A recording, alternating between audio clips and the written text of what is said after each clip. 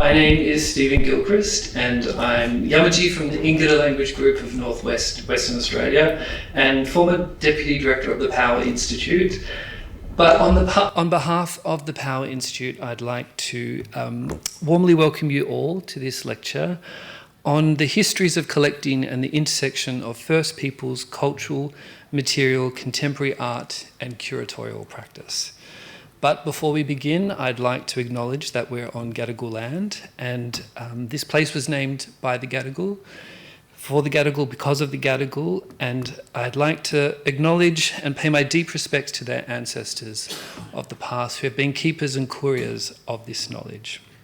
I'd like to thank Mark Ledbury and Nicholas Croggan and the Power Institute team who, with the MCA, our wonderful hosts for tonight, in particular Susan Shedden and Amelia Lasberger, who have made tonight's event possible. Tonight's event is the culmination of the Indigenous Art Writing Prize that the Power Institute administered between 2017 and 2019. As I mentioned earlier, this lecture has been a little bit overdue, but I know it will be worth the wait. Tonight's lecture is by Yorta Yorta curator and writer Kimberley Moulton, who is Senior Curator, Southeastern Aboriginal Collections at Museums Victoria. And the lecture is titled Restoring the Spirit, Histories of Collecting and the Intersection of First Peoples' Cultural, Material, Contemporary Art and Curatorial Practice. It picks up and continues Kimberley's critical work that was so beautifully articulated in her award-winning essay, I Can Still Hear Them Calling, Echoes of My Ancestors. The essay was published in the 2018 book Sovereign Worlds, Indigenous Art, Curation and Criticism, and has been a great source of inspiration to me and to many others. As Kimberley's writing reveals, the museum is a site of ancestral and colonial restlessness. Curation is not just a matter of calming the spirits, but honouring the ancestral presence of cultural belongings and being attentive to their locational and geographical and temporal displacements. It is a privilege to work with these ancestral belongings, but this privilege is complicated by the reality of the conditions of their assembly, which are often described euphemistically as collecting. This neutralising word obscures asymmetrical power dynamics and obscures the problem of consent. While many museums in Australia have intensely problematic colonial histories, there is an exciting movement of reworlding the world of the museum through strategies of decolonisation and indigenisation. And it is people like Kimberley who are doing this critically important work, and I want to thank you for doing the work that you do. Art galleries and museums are often at the forefront of these renewed calls to recognise and correct the historical biases of the world. This new welding responds to and enacts the life ways that existed long before colonisation. Indigenisation and decolonisation are opportunities to create the non-colonial future in the here and now. I'm thrilled to hear Kimberley Moulton talk about her own sensitive curatorial practices in her lecture tonight, so please join me in welcoming her.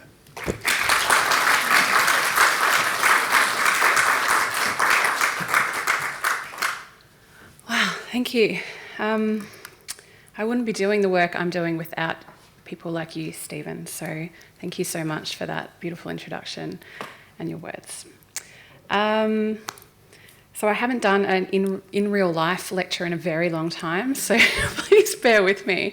A little nervous, but it's so lovely to have you all here tonight. So I will be talking, I guess, an extension of the essay that I did for Sovereign Words and also my current research and a little bit about my practice. But before I begin, I would like to acknowledge the Gadigal people and the beautiful land on which I'm talking from tonight, walking into Circular Quay and seeing that beautiful water. Yeah, you do try and peel back the layers of time, don't you, when you walk through. It's a very special country. So huge respect to Gadigal people and to their elders and their communities here today. I'm also a guest on Woiwurrung, Wurundjeri and Bunwurrung country where I work in Melbourne. So I'd also like to acknowledge that much of the work and the thinking is done on their country as it is on my Yorta Yorta country as well. And I'd like to acknowledge and pay respect to the cultural belongings, to the ancestral belongings that I work with that informs much of my work.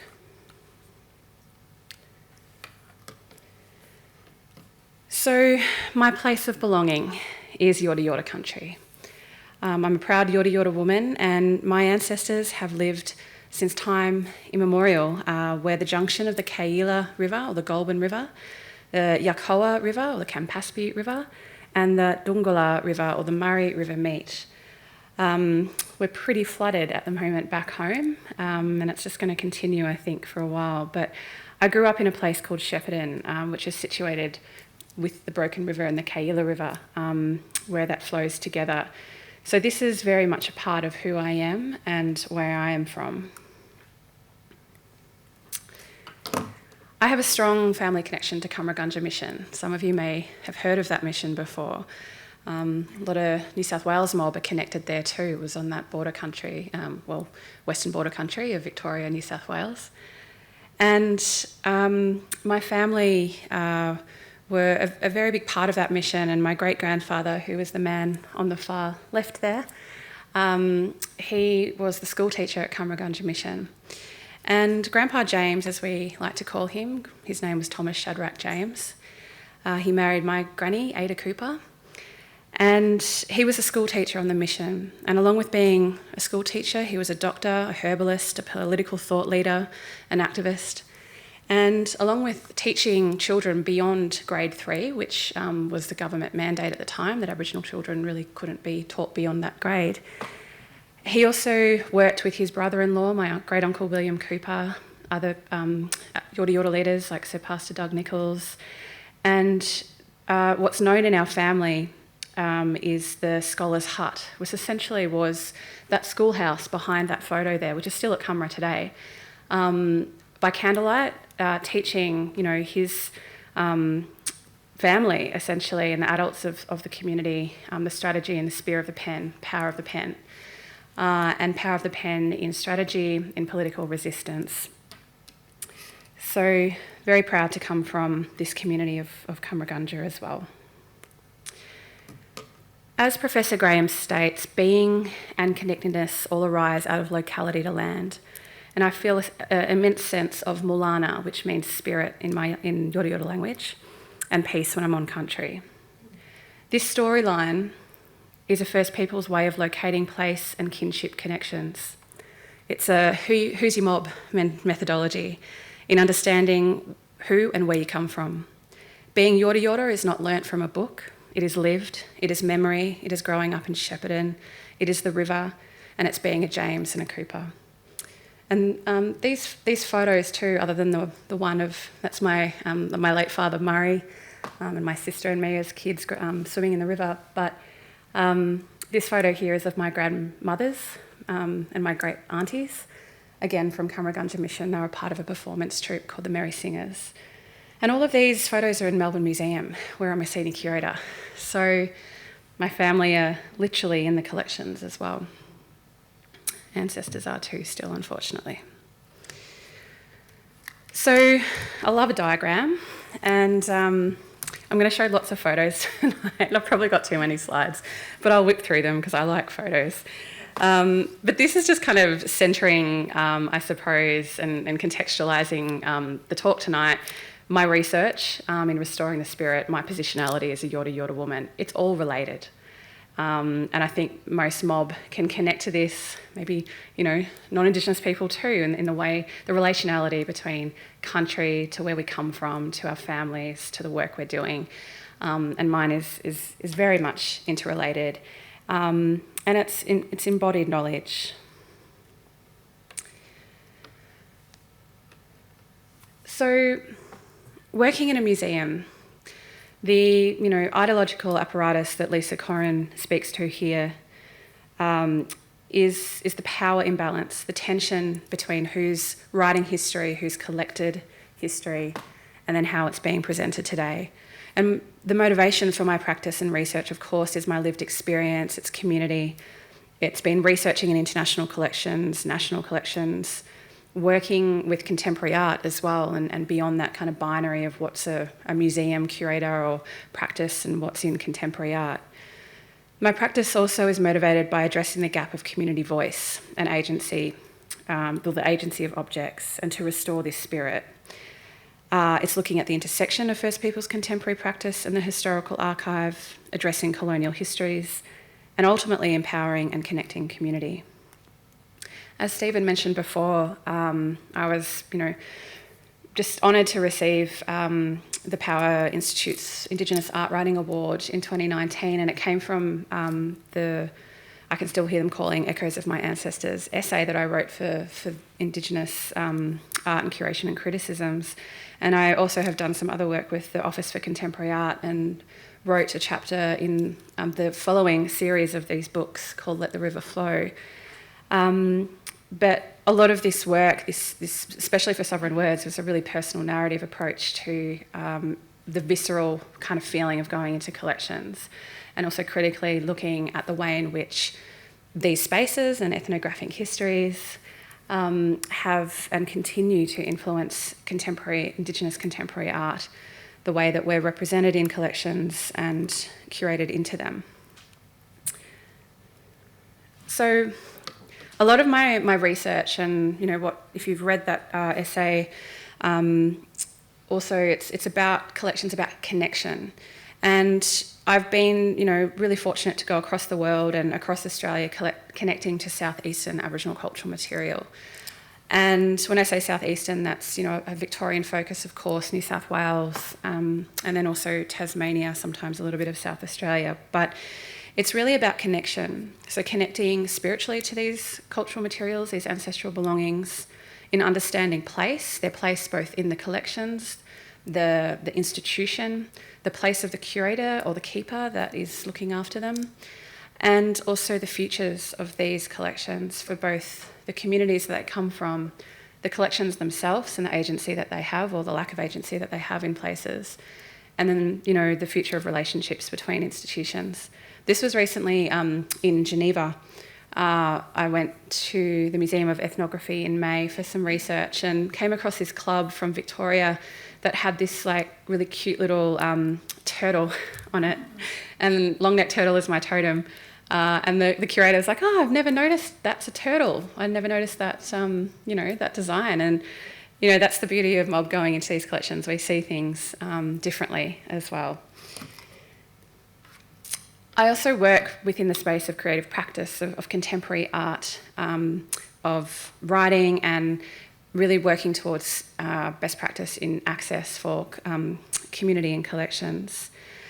And part of this is just, I guess, wanting to contribute to the discourse, which First Peoples have been paving the way for a long time and in an expansive way in this field. Of collection work, of curation, of artistic practice and archives, including people like Kelly Kumalatsis, Ray Thomas, Dr. Stephen Gilchrist, Brenda L. Croft, Hetty Perkins, Marie Clark, Vicky Cousins, Judy Watson, Dr. Jonathan Jones, Dr. Brooke Andrew, Dr. Julie Goff, Francesca Cabillo, Dr. Jim Berg, Uncle Wayne Atkinson, and this is just to name a few. These are just people that have influenced me and that I have a relationship with, that I really admire their practice. And if it wasn't for these people who have paved the way and who are doing this work, I wouldn't be standing here. So it's really about that shared space as well. And this is a work I'll talk a little bit about later, but it's a film that I did with Daniel Riley, who some of you may know, Wiradjuri man. He is a dancer. Was up here for a while with Bangarra, now in Adelaide. But we'll move on to that a little bit later. So this is a quote that I read, maybe about 12 or 13 years ago, and it's stuck with me and it's really informed the way that I work. The powerful need to restore the spirit beyond the colonial narrative continues to be a driving force for us for First Peoples in Australia today. I would argue that this concept of restoration and renewal could be applied to many aspects of First Peoples' lives, to break free of the constructs of anthropology, and the ethnographic other, imposed by institutions of study and collecting, to restore our birthright over country through cultural revival and recognised sovereignty and treaty processes. Ultimately, to restore the spirit of our people in new ways, so that we are empowered, thriving, and creators of our own destiny. It is what now a shared country of transcultural existence.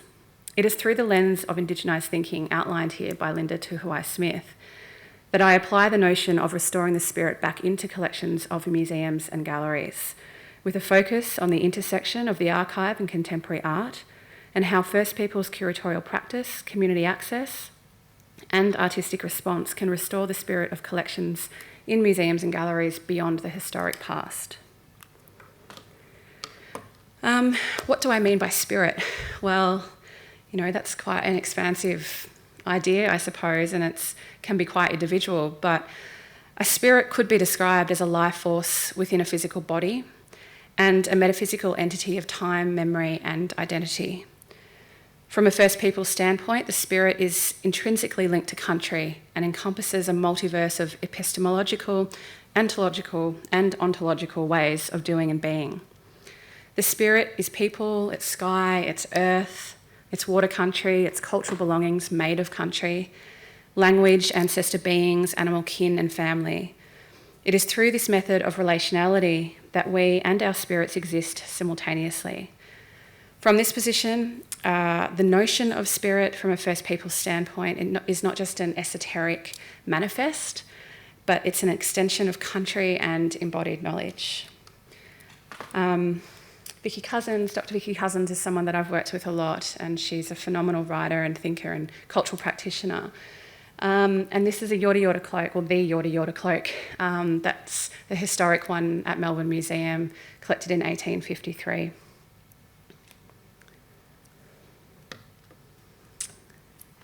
So the spirit, a relational essence of being.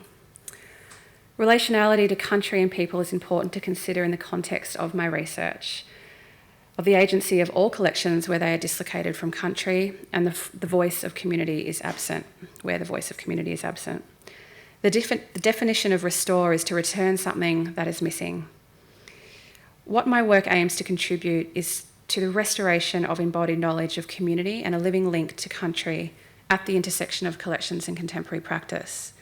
How can the spirit of country and living communities be restored, and what can artistic practice offer in this space? When considering the spirit in the context of collections and museums and art, we can look to this reciprocal paradigm, as Professor Brian Martin describes here, and the connection between spirit, country, and agency. Through this analysis, my notion of the spirit could be defined as a relational essence of being. So this is something I'm sort of carrying through my work and my research. As a Yorta Yorta woman working in collection institutions, I often struggle with the power imbalance of history and current practice. It is the silence of our living community voice and absence of knowing that is deafening. The ethnographic space of existence manifests as a holding pattern of collections and archives that generally sit within the historic past, and often little information on the object, the cultural intent, the maker, and the place it came from is with it. Dr. Stephen Gilchrist states that the ethnographic present is derived from an epistemological interrogation of the discipline of anthropology and its temporalising methodologies. Time is part of ethnography, and fieldwork is a temporal experience. This effect of the temporalising methodology is part of the problem in collections, where the knowledge of the object sits with the collector or the acting ethnographer from a certain point of time. This may be anyone from an amateur collector, it could have been a curious farmer, a historical society donating the works in, to a trained anthropologist or a present-day curator. And this is the inheritance that I must unpack, looking at over 150 years of collecting the object and not seeing us as the subject, or seeing us as, or our cultural knowledge as important to go with that object. This was referenced in the Sovereign Words essay, and I think I called it strung up like dried meat, or strung up on butcher's hooks, and it was in the ethnographic collection in Berlin. And And I actually went back again this year. So part of my methodology to my work, my approach to my work, is revisitation. And going back, nothing had changed. The objects actually, I feel, had deteriorated quite a bit. But it was quite confronting in this moment when the curator, who was very helpful, opened the cabinet and everything was literally strung up on butcher's hooks. And so it's these sort of layers of colonial violence that we experience in these spaces that we need to critically address. It's not just about what we see in exhibitions, it's actually about what happens in the stores as well. Next. From my research in Southeastern collections, including various European museums of ethnography, this temporal holding pattern and the ideas of cultural essentialism, particularly with reference to Southeastern art or a Southeastern culture, are clearly present through mismanaged collections, an overwhelming mass of 19th century material, incorrect cultural information and display, and the representation of contemporary art almost always being Central Desert or Northeast Arnhem, or a confusion of Southeastern culture with that. You would have seen it a lot. These spaces, in these spaces, the perpetual cycle of the true nature of indigeneity and creative practice conforms to cultural tropes of authenticity and are strongly linked to colonial collection legacy, which has and continues to influence the way First Peoples contemporary art is considered in institutions and by the public as well. This is at the British Museum. I think it was my first time, maybe. It's going back a while now. I look a bit younger there. But it was, standing in front of the Guigal Shield, which I'm sure you all know a lot about. And it was, at the British Museum. It's in the Room of Enlightenment. And this room has the Guigal Shield and it has 2 boomerangs taken from the same expedition by Joseph Banks and Captain Cook. And it's said to have a bullet hole in it, and it's in this whole space of, discovery of the world. And this, at the time, was the only 19th century Aboriginal object from the southeast on display at the British Museum. It still is, I think. And, we know, there's thousands of other objects in the collection stores as well. But, when we think about representation, we're always back here. As detailed by Nathan Mundy's sentence, we must be cautious of the partial truths in these spaces. And I would go further in saying there are convenient lies that are perpetuated by the ongoing settler colonial agenda, which feed the binary of what Indigenous art is and what is artefact. The late Yorta Yorta artist Uncle Lynn Onus was a strong critic of the way in which Southeastern Aboriginal culture and art was considered in galleries. In an article he wrote in the 1990s, he stated that the anthropological hangover of the past can still be seen in some galleries today. A few galleries still appear to hold the view that the public should only see pure Aboriginal art and are quite dismissive of recent Aboriginal artistic movements and expression. At the same time, some major galleries seem to view Aboriginal art as an appendage or an afterthought. Displays in corridors, in basements, and in hallways do very little to enhance the art forms. This anthropological hangover that Uncle Lynn spoke about, I think, continues to be relevant both in the Australian context and also globally. There is an assumption perpetuated by these outdated and incorrect cultural displays and collection methodologies of Southeastern culture that Southeastern culture stopped the moment Captain Cook planted the flag. Uncle Lynn's critique of what is pure speaks to the way in which historical material were and are collected still, how they were catalogued and displayed, and these practices have influenced the way in which Southeastern contemporary art practice is valued within the discourse of Indigenous art, within the discourse of Australian art, and globally.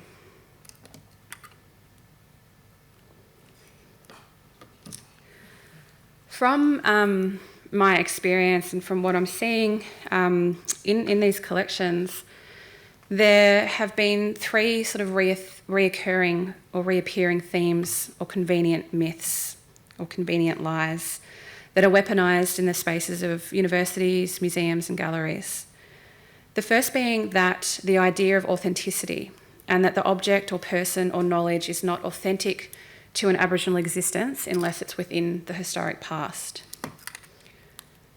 An example of this, and this moment in about 2010 or a little bit later, I was at the Cambridge University Museum of Anthropology and Archaeology, and I saw this shield. It was a beautiful parrying shield, and it had rickets blue. I didn't put a photo of the front of it in, sorry, but it had rickets blue on it. Rickets blue you may know about, which is, keeps your whites whiter. It was something that was used in washing a long time ago. Artists like Dee Harding work with them now in kind of referencing that colonial history, and it crushes up like ochre. It crushes into a powder. Anyway, so this shield was there, and you can read here, the label said it's a good specimen of a parrying shield, but the value of it, the cultural value and probably the economic value in this instance too, is a bit impaired, somewhat impaired, because the white man's tool was used and, blacks didn't have blue. And so what they're saying is because the Aboriginal man that made this used steel, something that wasn't a stone tool maybe to carve the front of it, and also used blue instead of ochre, that the value, the cultural value, the authenticity is lacking. And that just spoke so much, to me around even the way in which Southeastern Aboriginal art has been valued in our institutions. Things have changed now. They've changed dramatically. But looking at this history and the idea of the authentic and what is pure, and Uncle Lynn Onus spoke about this in the 1990s, about the pure, authentic Aboriginal art. These sort of things perpetuate that, and these displays that continue, to reference this kind of language, internationally especially, is really problematic. This, another kind of methodology, I suppose, or collecting methodology and museum practice that contributes to this lie of authenticity is typology. So the way in which, for example, Pitt Rivers Museum at Oxford University displays, this is like a museum of a museum. It's extraordinary to go to and really disturbing. But, there's like literally sort of floor to ceiling as you walk through these, layers of the museum or floors of the museum. There's actually spears and things that are above you, beside you, but it's all through typology. So all the shields are in one case, or the baskets are in another case. So they homogenise Indigenous cultures together. And it's sort of this, competition of what's, the most beautiful and what the cultures or how they're different, but also the type. It completely ignores the sophistication of knowledge, around making, around sourcing the materials, about weaving the baskets, making the string, just to name a few, cultural elements of these items. Another contribution to this lie is the idea or the placement of Indigenous material in the context of mythology and the esoteric space. And the Pitt Rivers is a really good example of that, where they have a case which is called Magic and Witchcraft and Sorcery. And in that case, there are message sticks from Watchabaluk people from western, sort of northwest of Victoria. And next to them, there are amulets that were worn by witches. There is this silver vial bottle that is, supposedly holding a witch that was trapped in there. Asked the curator if she would open it, and she was like, definitely not. So that's interesting, like this, the way that they felt about that. And it's just so dislocated from its cultural knowledge and the depth of what it is, but it also places it in this space of being, a fairy tale, and not to dismiss, other people's cultures that also, some people do believe witches and all of this, is real, but to place it all in the one case. There were also ceremonial objects from the Torres Strait Islands in there and lots of different things. And then in the same institution, I had the opportunity to go sort of back of house and see some of the collections, and there was this tooth engraver, which when you place it alongside, and this shield was also in the collection, not on display, Southeastern shield, and you see exactly how those beautiful, straight, perfect lines were made. The shield probably would have been soft and green at the time, but it just would have glided through that wood. And instantly, once you place those cultural belongings together, you see how they talk to each other. But as soon as they kind of come into these cases where they're separated and they're placed within a context that's not right, culturally right, it gets lost. The second... how much time do I have? A little bit longer? Oh yeah, sorry, it's 20 to 7, a little bit longer. So the second lie or myth that I kind of come across and am seeing the more I look is that with colonisation came a reduction of cultural existence, that we lost our culture. This is a myth that, Southeastern mob have been fighting, since day dot. And it's disproven, by not only the continuum of our culture, the fact that I'm standing here talking to you, but the way our artists are referencing, cultural material, the conversations between our ancestors' hand and the hand of our artists today, and the way that we reference and draw strength and inspiration from them, but also are continuing exactly what they were doing. And it's really important to consider that and to continue to talk about that, because it still gets lost, I think. This is a beautiful example, Uncle Lynn's work. He peeled back the layers of country, and he was a phenomenal artist, an incredible painter, and often would peel like a little bit of a puzzle piece might be missing, or the corner of the painting might be peeling back, and you'd see the layers and you'd see the iconography from country, from Yorta Yorta country. Another artist that does this beautifully is Marie Clark. I've had the honour and the privilege to work with her over years, and the way Marie references museum collections, and she has been leading this space of going to museums internationally and doing that research, and then being informed to revive cultural practice. This was a work that was at Bunjalaka in 2011, which is called Ritual and Ceremony, where she referenced kopi cap making, or kopi cap practice, which is a mortuary practice of her mob, the Muddy Muddy people, and other people across the southeast also. And she interviewed community across Victoria and made each community member a kopi cap. And so this was talking about this process, that has sort of been taken away from us in a way, but we still maintain it, of ritual and ceremony. Our grieving and our sorry business has changed today, but referencing this and the way in which communities maintain and hold on to that as well. So this is a very important, powerful exhibition that we have at the Melbourne Museum now too, in First Peoples exhibition. And I believe the NGV also have a body of work from Marie. And this is just a sort of another example of this, continuity of culture, continuum of culture. And it's so important, I feel like, to go into collections as mob to connect to our cultural belongings. I don't always go in there, with a research like paper in mind, and that really throws a lot of curators sometimes too. And for a long time, I'm currently doing my PhD, but I haven't had a PhD. So going in, they're like, well, what are you doing? And I'm like, well, I'm coming to say hello and to see what's there, because often they might have their catalogue online, but things are often overlooked, misprovenanced as well. There was a kangaroo tooth necklace in Berlin. So when I went there in 2017 and was looking at the collection, and I was with a colleague too, because we were looking at the Southeastern collection, but also a collection by a man called William Blandowski, who was a German naturalist, had affiliations to Melbourne Museum and collections and blah, blah, blah. Anyway, and there's a kangaroo tooth necklace there, and I'm like, gosh, that's extraordinary. It looks, sort of Victorian, also knowing that other mobs did them.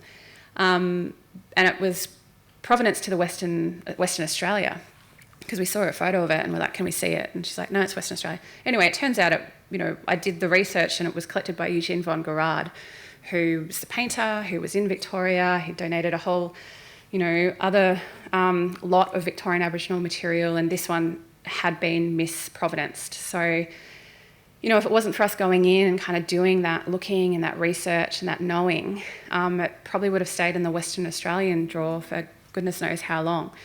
And now there's been a lot of research done on it, and they think that they can actually provenance to particular people. Tarneen and Hissing Swan, their names are from the Western District. Yeah, and anyway, it's on display at the new Humboldt Forum. That's a whole other conversation. I could do a whole lecture on that. Neo-colonial palace wonderland. But yeah, anyway, it's very interesting. Like we need to be in these spaces more to see and connect. And finally, the idea, of dormancy. And this idea of things being asleep. And I know we've talked about it, and I think I've even written about it like years ago. We always are evolving, we're always changing and thinking, and we can. And I think my thinking around the idea of things being asleep has shifted over the last little while. But when I was at the Smithsonian in America, Natural History Museum, and I was there doing some research because I was living in Charlottesville at the time at Kluge, doing a residency at Kluge-Ruhe, the Aboriginal Art Museum there. Anyway, so I went up to Washington, and the curator who had been there for about 47 years in that role, and she was keeper of oceanic collections, which Australia comes under, but her area of interest was PNG. And so the Australian collection never really got looked at, unless there might have been the odd kind of researcher coming in and out. And so I went to visit because I knew they had a possum skin cloak, and they've attributed it to the Hunter Valley region, and there's been more kind of research done since. And if you'd like to look at it, there's some very high resolution images on their online catalogue. And so when I was there, we looked, there was other southeastern material there as well. And then when she closed that drawer, she sort of said, time to go back to sleep now. And it was said through like care, but it was really disturbing to me because I thought, well, if it's going to sleep now, when is it going to wake up? Is it going to be another 20 years or 5 years or 10 years? And it made me really sad. So it kind of got me thinking about this idea of dormancy and sleeping. And unless mob are in there, unless we're working, in these spaces, unless we can connect our stories to them, what does that mean? It's a nightmare, not a dream. So all of that has led to new work that I've been working on for PhD, but it started actually last year properly, I think, when I developed this framework after, I guess, just working, talking to mob and developing a project between museum and Rising. So I work at the Melbourne Museum as a curator, but I'm also an artistic associate for Rising. And Rising is the Melbourne International Arts Festival that's kind of been reimagined and transformed. And they're a really great team to work with. It's very liberating and different to be curating and working outside of an institution. But I also, everything is interrelated for me, like that chart that I showed you at the beginning. And this framework for change, regenerate, disrupt and restore, came out of this this working, and this is a methodology that I've been kind of building and growing, and it's iterative. And it's really looking or thinking about how do cultural materials in museums connect to living country through materiality, place, kin, human and non-human. And, the transformative potential of connecting to the archive, of recontextualising and responding to the archive, and to shifting power and telling of history and truth-telling. So it started with creating this project called Moving Objects and using regenerate, disrupt and restore as my framework, as these kind of three pillars that I was working with the artists with.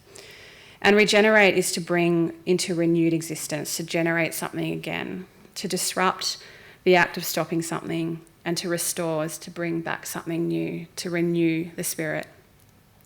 This hand is my cousin, Dr. Lou Bennett, AM. Lou's a Yorta Yorta woman, Dja Dja Wurrung woman, musician. And I'll talk a little bit about that next, but this is a stone tool, a Dja Dja Wurrung stone tool that we have in the collection. We have several, we have 2 million stone tools in the collection, and that's an actual number.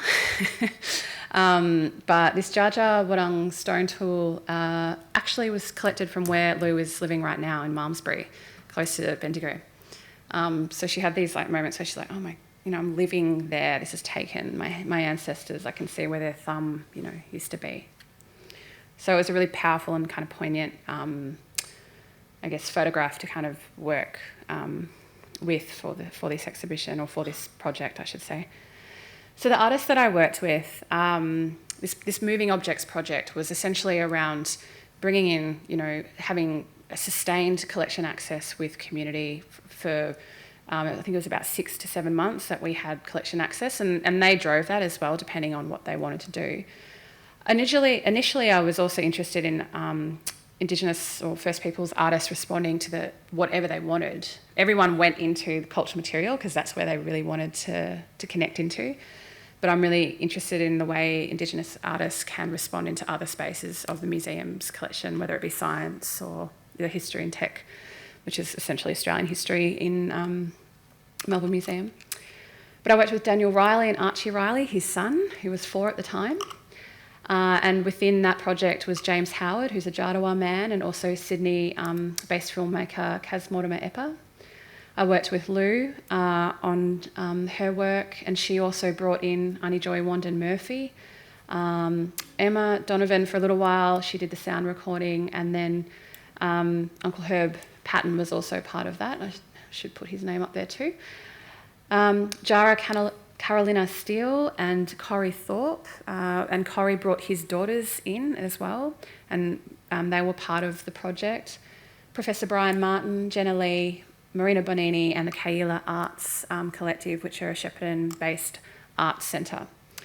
So with Lou's work, as I was saying, she came into the collection and she connected to the stone tools. This is also a Dja Dja Wurrung shield that she connected to. And I was really interested in the way a musician could respond into the space. And so Lou composed a whole new piece of music and recorded the physical kind of, collection store, the object, country, and created this amazing piece called Ruruka Dwanjak Balag, Ancestors Are Calling.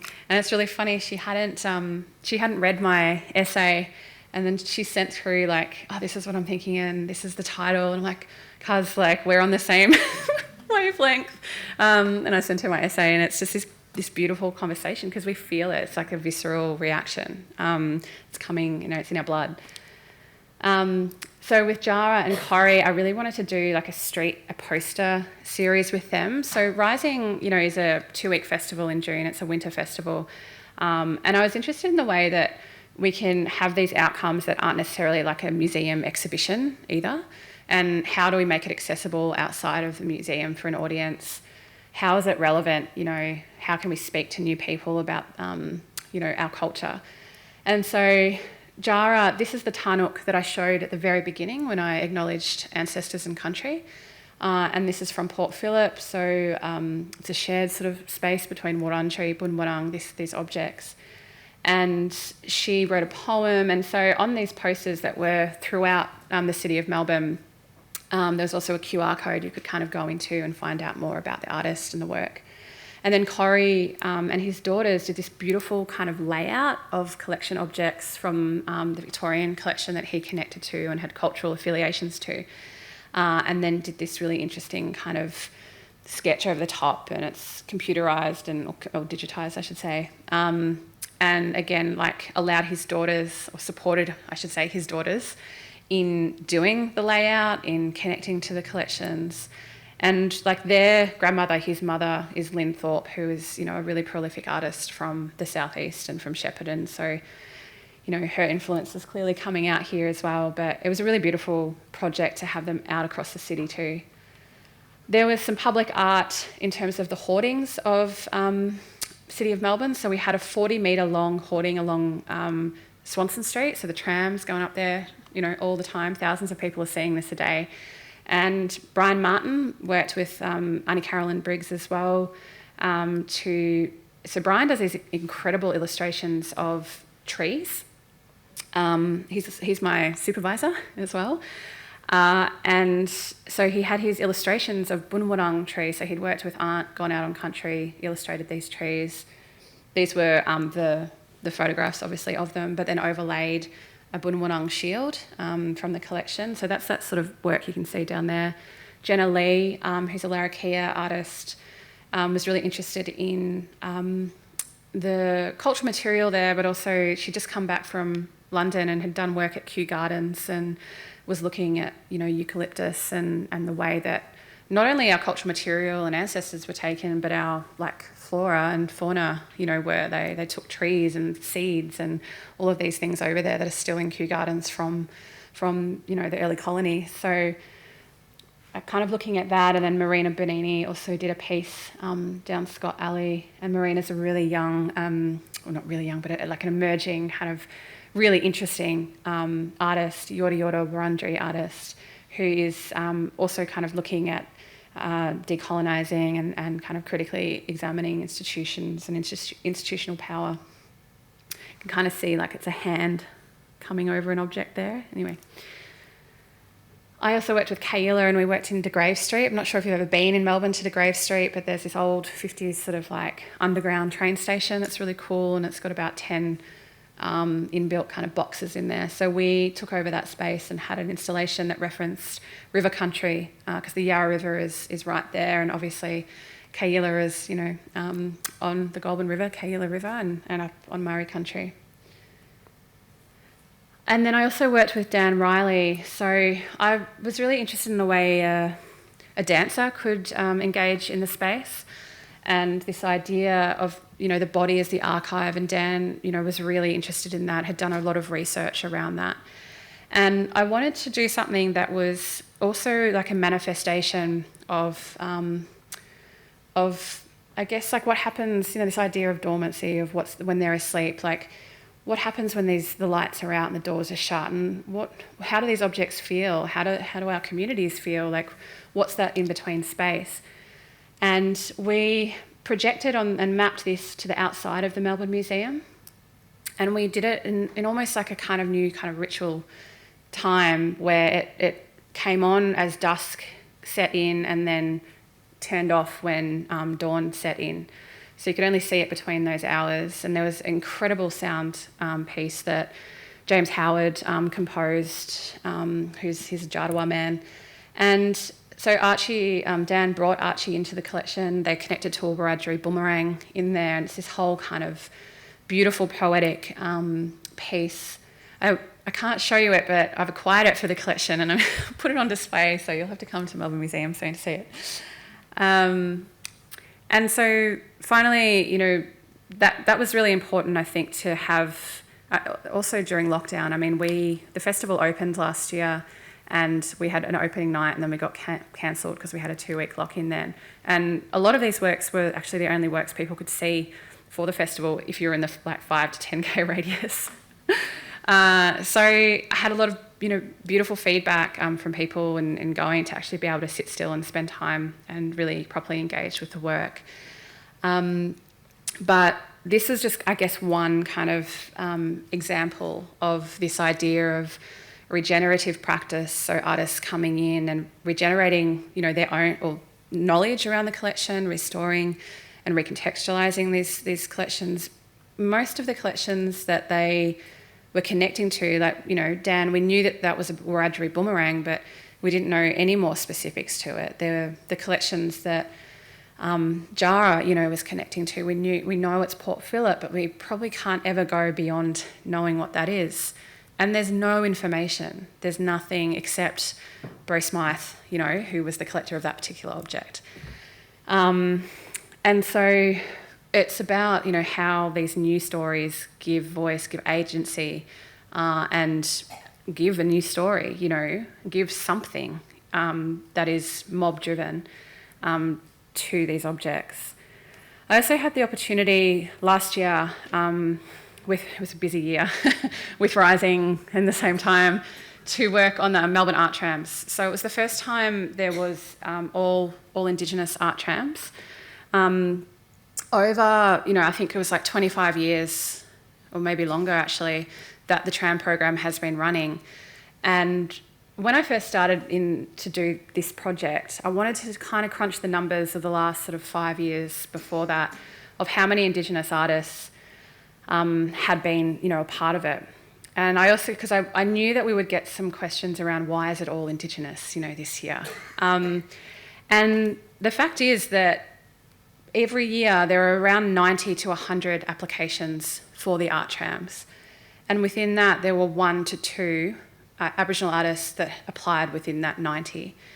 And, people like Rico and Christian Thompson and Brooke Andrew, Hayley Miller-Baker, Kent Morris, there's been some fantastic Aboriginal artists and Southeastern Aboriginal artists, or people living, I should say, in the Southeast as well, represented. But, the disparity between the years, and I think Uncle Lynn did one early days, Clifford Possum had done one, and I can't remember the other person, it's just out of my head, but very few, in the very early days when they were actually painted, and, Merkamora did one, and Arkley, and all these incredible people. But so, it was really about looking at the numbers, and then also about, like, what does visual sovereignty mean? What does, visibly kind of putting our culture, our popular culture as well, as you can sort of see here with Rico's work, into the landscape, and it's something that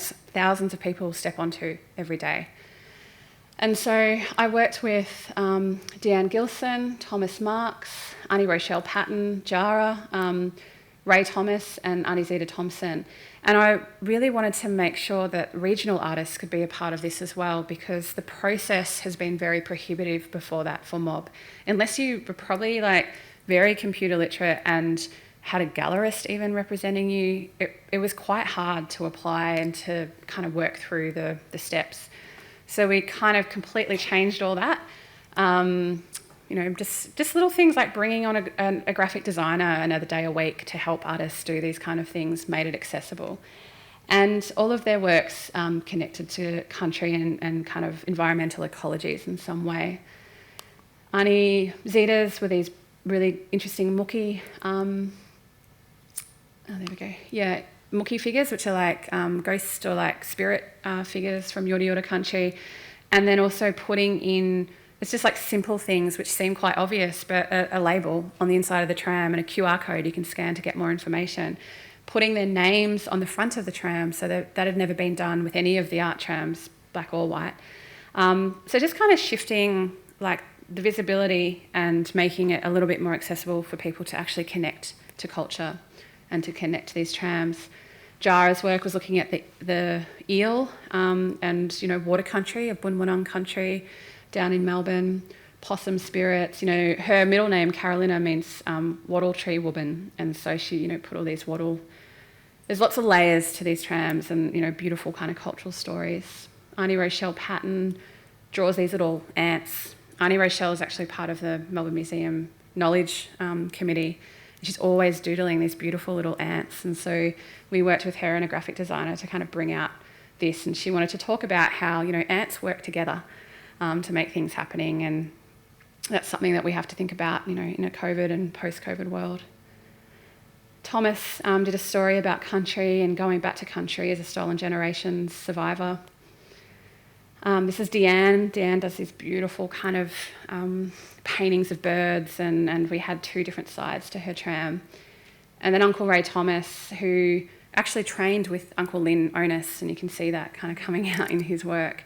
As a young man, he worked with Uncle Lynn, and he incorporated his painting, but also the photograph of his granddaughter.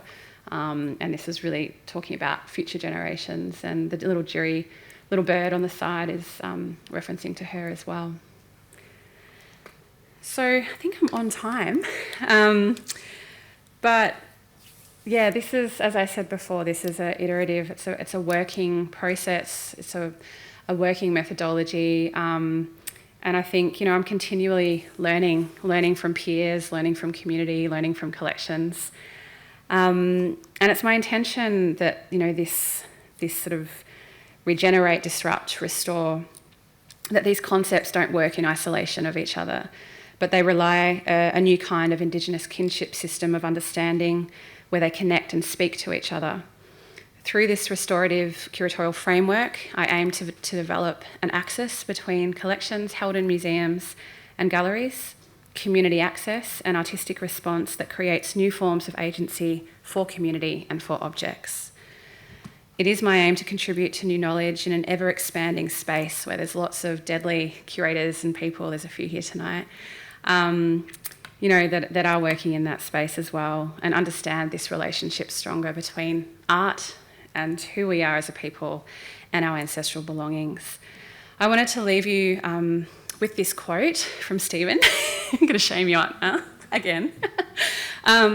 But I really do mean it, that your work is so important, and it's really has been important to me and many other curators I know. But I think it encapsulates a lot of what I've said tonight as well, and this idea of not just preservation, not just reiterative practice and restoration and respiriting, but what and how we're doing this for the future. And that's something I constantly think about in my work, and how is this making change, or how is this improving for us in the future, and what does it mean for the future of our cultural belongings. So I'm going to leave it there. Thank you all so much for listening to me.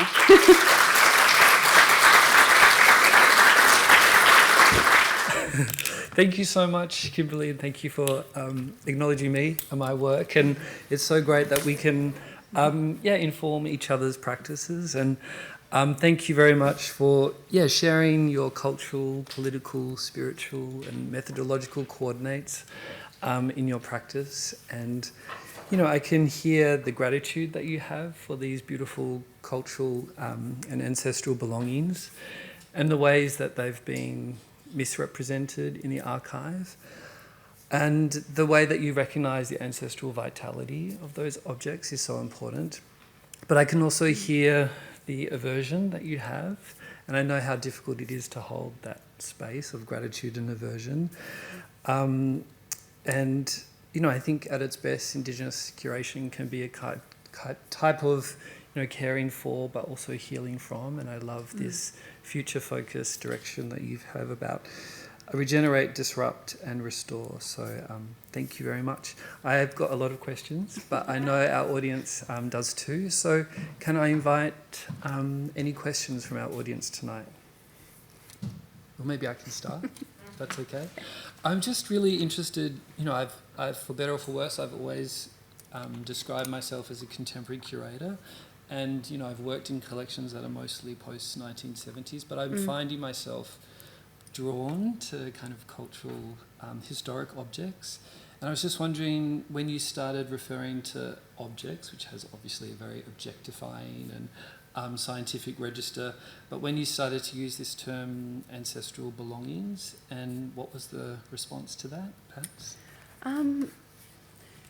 So sort of, I guess I started changing because I started off working in at Melbourne Museum, which is a very kind of traditional kind of collections, natural sciences, that kind of thing. But there's always been a intersection there of contemporary work and contemporary artists. And I started to use cultural material then. Sometimes I interchange, like we do that. But because I hated when the anthropologists there and the curators at the time would be like the material culture, that material, it just was so dislocating to me. And then a friend of mine introduced me to a curator from Canada who was also starting to use like ancestral belongings or ancestor objects. And then we've just been having these conversations around like the language that we use. And so ancestral belongings kind of started from that, I suppose, and those sort of conversations. then I've seen other curators kind of do that as well. Like Zoe Rimmer had worked on, a beautiful exhibition from Tasmanian Museum and Art Gallery. Zoe's a Tasmanian Aboriginal woman, or from Lutruwita, not Tasmania. And she, on the labels for this shell necklace exhibition, had put ancestor maker, I think, and because they're all sort of unprovenance, they don't know who made them, and it's just really poetic and beautiful. So I think we're all trying to find ways to like speak to our ancestors, to and I think also First Peoples developed a methodology which actually kind of was influenced from Te Papa and also the Native American Museum in Washington, which they kind of started moving away from unknown. A lot of collections put unknown when they don't know the maker. And, they had the curators there, and, Te Papa had been leading kind of that space for so long in decolonising. They were putting unrecorded. And so, like Jen Greaves, who was the lead curator, and Amanda Reynolds and Caroline Martin and, senior curators that were working on First Peoples exhibition, we're leaning into that as well, and started, on all of our digital labels and in the records, it's maker unrecorded, because they were known. They are known to some people. But the slightest change makes the biggest difference. And so that was something that was developed, with the First Peoples exhibition. So, and, other curators have taken that on too, in terms of making sure we put known or once known or, unrecorded. Yeah, pushing it back on the institutional practice. Exactly. And, I think when Indigenous people go into these collections, it's not just an object without a people or cultural grouping, it's also people without objects. And, your work is so good at making those connections between people, place and history. So, do we have any other questions? Thank you, Stephen. So thank you so much, Kimberley. And you said a lot about regeneration and connection. I wonder if you could say a little more about both your tactics and the problems of the disrupt part of what you want to do. How does that disruption, or how will that disruption take place in a really generative and interesting way, or what will you insist on? Good question. I don't know. It's like I said, it's a bit of it's a working project. I think for moving objects, like one tactic is just do it and then ask for permission later. No, I think, I, like with Dan, for instance, I was really interested in how a dancer could actually move in the space. And he was dancing, amongst, safely, of course, but like in the collection stores and on top of collection things, and, well, not the collections, but the things that hold them. And so like that would never have happened a little while ago. That just would have been too risk adverse, and it also shows, I think, like the progression of the museum that I work for as well, of course, and the staff there. But pushing the boundaries, like I guess physically, but also being, I guess, disruption can mean many things, but I'm interested in kind of going beyond this historic past, going, not always centering colonisation either in what, in disruption, because that can be a problem too. That just brings back, the white centre. I'm not sure if I'm answering your question, but I think, it's project dependent as well. I think with the art trams, that's, there were a lot of restrictions about like what visuals could go on a tram just for safety reasons, but also, I'm working with like, I think 6 different stakeholders. It's like Yarra Trams, it's City of Melbourne, it's all these, councils and things. And so there's a little bit of, reservation, I suppose, around anything too political, so it's like just kind of managing that and going slow, but also, I guess, trying to kind of push as well. Yeah. Project to project. Yeah. Please correct me if I make a mistake here, but you mentioned ethnographic categorisation of these items, where you want to move towards ancestral belongings as a definition of the object. In art history courses at university, someone like Stephen can develop that language, and the students go through their courses with an understanding of the conceptual basis that you want to move forward with this. How would you envisage, though, representing these concepts and ideas to a more generalised community, i.e. children going through schools, growing through the knowledge, to pull it away from the ethnographic definitions of old? I think that's where community voice comes in. Living culture, living knowledge, living voice, and moving away from a curatorial or authority kind of voice of an institution as well. So that can be through didactic, object labels, that it's a community member talking to the object and referencing the personal kind of, I guess, knowledge or connection that they might have to that. So sort of moving away from the authority, which again First Peoples has done at Melbourne Museum, but shifting the voice and shifting the power of who's telling the story, I think is a really important start.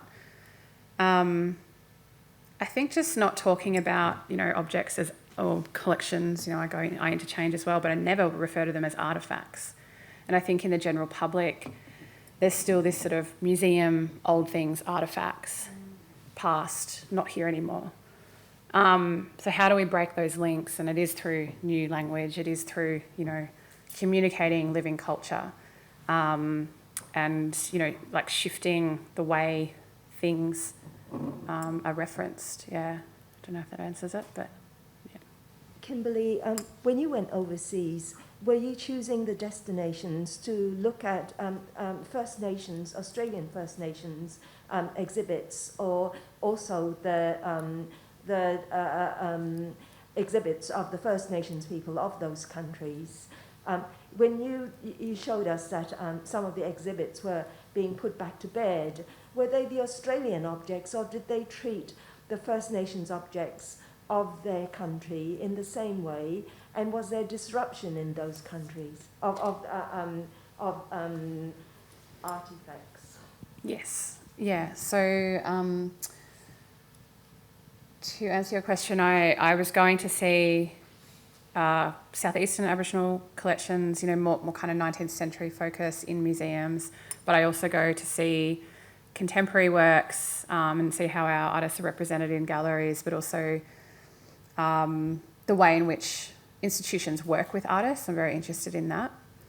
But then in different countries, I'm in Canada, the First Nations people in Canada, Métis people in Canada have been doing amazing work in decolonising and indigenising and, disrupting these kind of archives and artists working within these archives. Same with America, same with New Zealand. The European countries, it's like I said earlier, it's there's the collection behind the scenes, and then there's often, if it's an Australian Indigenous collection, for example, at the Humboldt Forum, there's the cultural material, the 19th century material that's on display, some of it, and then they had like a contemporary section where there were Papunya Chula boards, there was some barks from Northeast Arnhem Land. And that was it, actually, I think, in the kind of detailing of contemporary Indigenous art. So, yeah, it sort of just varies from place to place. But Europe, there's still this narrative, even it just came back in May. And although it was great to see, the Tate had an exhibition on that was between MCA and the Tate, to see Judy and Dee Harding and John Manjul and all these incredible artists there. And then I'd also just been to the Palais de Tokyo, which had done a really amazing show called Reclaim the Earth, which had some Australian artists, Aboriginal artists in it as well. But the narrative in these big institutions that are, people go to as tourists, they go to learn, and they have huge ethnographic collections, just continue the stereotype, continue this sort of trope of the historic past and Aboriginal culture really just being within the Central Desert or Northeast Arnhem. Yeah. That's not to say, that's important. I'm working with artists from Yirrkala at the moment and the Central Desert, and And I'm interested in the way the conversations. I'm curating a show next year for Rising, where it's a national exhibition, and these conversations are being had between Victorian artists and artists from Northeast Arnhem Land, and where they're placed together, and we can see holistically how our cultures are very expansive and diverse, but also connect. Yeah. Dinner time, I think, is it? Everyone's tired. Well, thank you so much, Kimberley, for sharing your thoughts and your lecture tonight. And I think we're all looking forward to many more disruptions. So thanks very much. Thank you.